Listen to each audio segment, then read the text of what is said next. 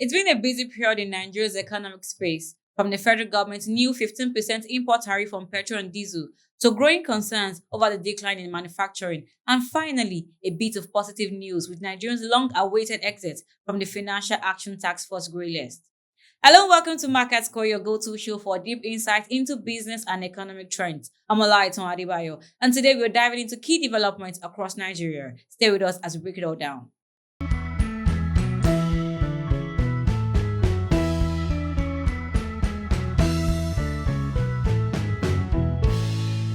Welcome back to Market Square. Nigeria's energy landscape is shifting once again. President Bola Ahmed Tinubu has approved the 15% import duty on petrol and diesel. The duty applied to cost, insurance, and freight value of imported fuel was introduced as part of a broader strategy by the federal government and revenue authorities to protect local refining, raise government income, and conserve scarce foreign exchange. The logic behind this policy is very clear. With large domestic refineries like the Dangote refinery and NNPC's facility coming on stream, Nigeria wants to shift from being a major importer of refined fuel to a self-sufficient producer. The import levy is a temporary measure to discourage cheap imports that undercut local refiners while nudging the market towards buying Nigerian-made fuel. In the short term, however, the effects are likely to be challenging. The 15% tariff increases the landing cost of imported petrol and diesel, which will almost certainly feed into pump prices unless importers or the government absorb part of the cost. This will push up transportation expenses, logistics costs, and the general price of goods and services. Since fuel is a major input in nearly every sector, from agriculture to manufacturing and electricity generation, the tariff could intensify rising prices, particularly for low-income households who are already struggling with high living costs. While domestic refiners stand to benefit from reduced competition, consumers are the ones who will feel the immediate squeeze. Over the medium term, the policy could help Nigeria achieve a crucial goal, reducing dependence on imports. If local refineries can reliably meet market demand, this will cut down foreign exchange spending on fuel imports and help stabilize the naira. The government could also gain additional revenue from the import duty, provided the policy is enforced transparently and without exceptions. However, where taxes rise, smuggling often follows. Unless custom authorities tighten border control and improve monitoring, the new tariff could encourage fuel diversion and black market trade, undermining both revenue gains and domestic supply stability. There is also a broader investment dimension to consider. The tariff sends a clear message that Nigeria wants to prioritize local refining and energy self-sufficiency that could attract investment into the refining sector, transport infrastructure, and related logistics. But for such investment to take root, Nigeria must fix structural bottlenecks, especially unreliable power supply, poor road networks, and inconsistent foreign exchange policy. Without tackling these constraints, local producers may not become truly competitive, and consumers could end up paying more for longer. In the long run, the policy presents a difficult trade-off between protection and cost. Import tariff can shield local industries, but they often raise prices for consumers. If domestic refineries fail to scale up production quickly, the result could be persistent fuel shortage or sustained high prices. On the fiscal side, the measure could help Nigerian build reserves if it successfully reduces import demand. But cost-push inflation could offset those gains by increasing government spending or pushing for subsidies to ease consumer hardship. For this policy to work, certain steps are essential. The government must ensure clear time-bound rules and full transparency on how the duty is applied, including publishing data on import volumes and tariff collections. It must also link the tariff to supply guarantees from domestic refiners, ensuring that local production rises to meet demand. Custom enforcement and anti-smuggling efforts must be tightened to prevent leakages, while complementary reforms such as reducing energy and transport costs, ensuring stable power, and maintaining a predictable FX regime will be critical to building investor confidence. Also, social mitigation measures like targeted cash transfers or transport support could help shield the poorest Nigerians as the economy adjusts. Globally, countries that have imposed similar protectionist tariffs have experienced mixed outcomes. In some cases, such as India and Indonesia, these measures have helped domestic industries grow, but in others, weak enforcement and limited local capacity only led to higher consumer prices and increased smuggling. The success stories all share one thing in common: pairing protectionist policies with strong infrastructure investment, quality improvement, and clear performance benchmarks for local producers. The 15% import duty signals Nigerians' determination to strengthen local refining and reduce dependence on imports, a necessary move in principle. But one thing that comes with real costs for citizens in the short term: If the government can strike the right balance between protection and competition and ensure that local refineries perform, the policy could mark a turning point in Nigeria's energy and fiscal strategy. If not, it risks another layer of hardship to an already strained economy.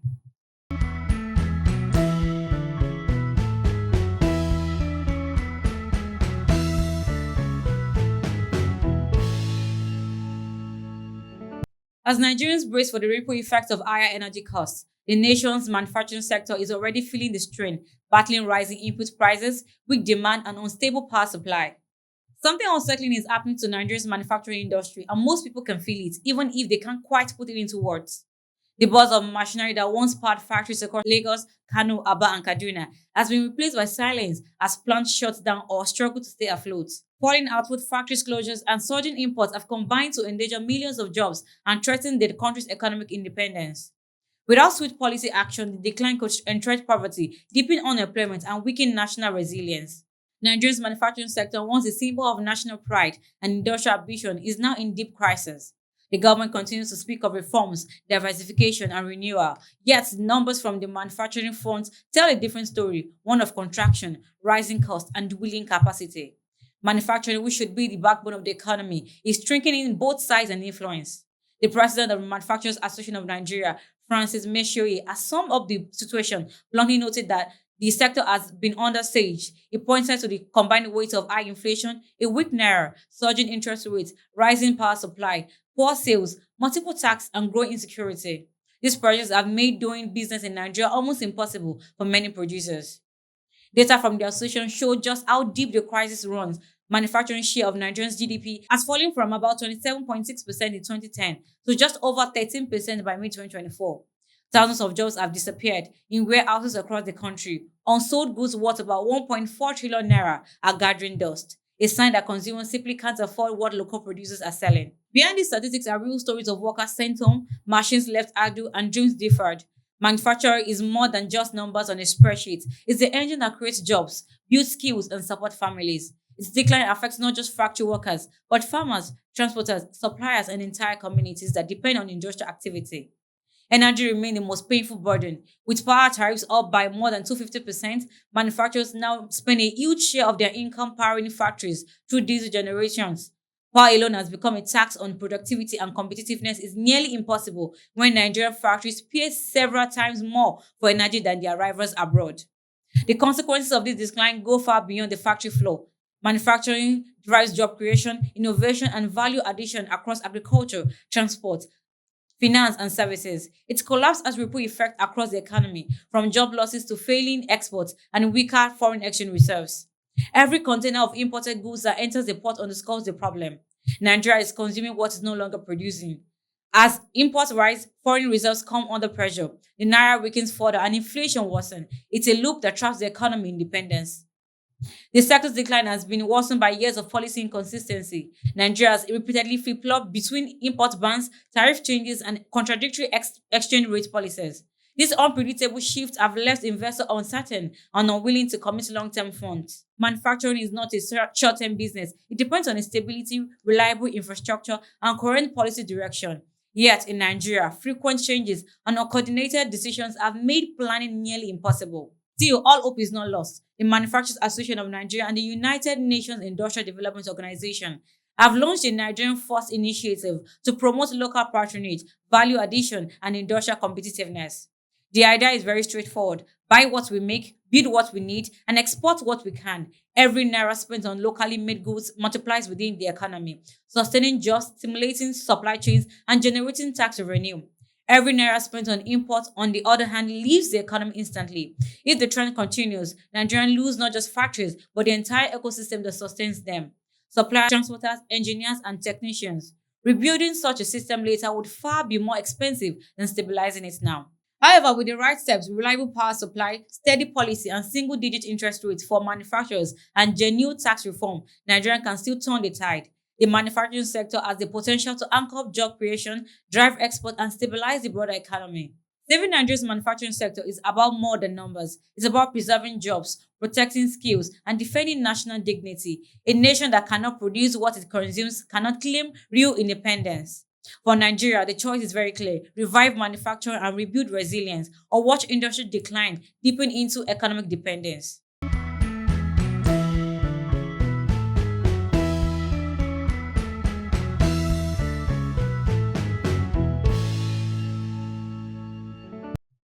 But even amid these challenges, Nigeria recently received a boost in its global reputation with a major policy success on the international stage. Nigeria just scored a major win on the global financial stage, and this could reshape how the world does business with us. After years under scrutiny, the Financial Action Task Force has officially removed Nigeria from its grey list, marking a huge step forward in the country's effort to clean up its financial system and rebuild global trust. Nigeria's removal from the Financial Action Task Force release marks a major turning point in its financial reform journey and a big win for the investor confidence. On October 24, 2025, Financial Action Task Force officially announced Nigerian exit alongside South Africa, Mozambique, and Burkina Faso, recognizing meaningful progress in the country's anti-money laundering and counter-terrorist financing system. For a nation that has battled reputational and structural challenges in global finance, this development signals a new era of transparency and credibility. Being on the grey list at real cost for Nigeria's financial system to raise the risk premium on cross-border transactions, discourage foreign investors, and made international trade and banking more cumbersome and expensive. With the exit, those barriers are expected to ease. Analysts predict smoother international financial flows, lower transaction costs, and a restoration of trust among global financial institutions. Nigeria's finance minister described the delisting as a decisive signal that the country is now open, compliant, and ready for deeper financial integration. The message to the world is very clear: Nigeria is serious about doing business by the rules and strengthening its financial governance. The immediate impact of the delisting is likely to be seen in increased investor confidence, capital inflows. Both foreign direct investment and portfolio investment are expected to rise as Nigerian risk perception improves. A more confident investment climate could boost liquidity in the foreign exchange market, helping to stabilize the naira and ease FX pressures that have persisted for the years. The banking and trade finance sectors also stand to benefit. With improved financial action tax compliance, correspondent bank relationships crucial for international transactions could be revived. This means that Nigerian banks and businesses may soon find it easier and cheaper to move funds, settle trade payments, and attract foreign financing. The Securities and Exchange Commission believes that this would enhance investor confidence in the capital markets, while exporters and importers can expect reduced transaction delays and smoother cross-border operations. This milestone shows that Nigerians' reforms were more than just mere rhetoric. The government implemented a 19-point Financial Action Task Force action plan, fostered interagency coordination between NFIU, EFCC, and Ministry of Finance, improved beneficial ownership registration, and strengthened enforcement of anti-financial crime laws. These efforts earned recognition from both domestic and international observers, who view the move as a proof of Nigerians' growing financial discipline and governance maturity. On the macro level, the Central Bank of Nigeria has pledged to consolidate recent reforms and ensure that compliance gains are matched by innovation and stability. This alignment between monetary policy and financial governance could help lay the groundwork for a more resilient economy. Some policymakers argue that this progress brings Nigeria closer to the vision of becoming a $1 trillion economy with restored credibility, stronger capital inflows, and improved investor sentiment, forming the pillar of that ambition. However, exiting the grey list is not just the end of the journey. Sustaining compliance will require continuous investment in regulatory infrastructure, training, and technology. The government must ensure that the reforms are not just reactive. Agencies like the EFCC and the NFIU must remain empowered and independent to prevent regression. There's also the challenge of maintaining vigilance under ongoing global scrutiny, as any backsliding could quickly reverse the progression made. Nigeria's exit from the grey list is more than a symbolic victory. It's a tangible step towards economic renewal. By strengthening its anti-money laundering and counter-terrorist financing framework, Nigeria is opening the door to greater investor confidence, easier global trade, and deeper financial integration.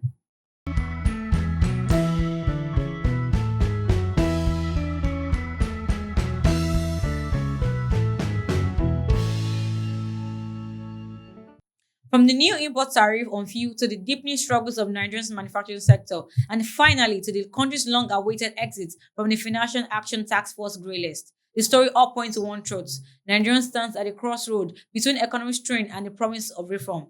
How we balance policy, production, and progress will define the path ahead. This is MarketSquare Adebayo. Thank you for watching and see you in the next one.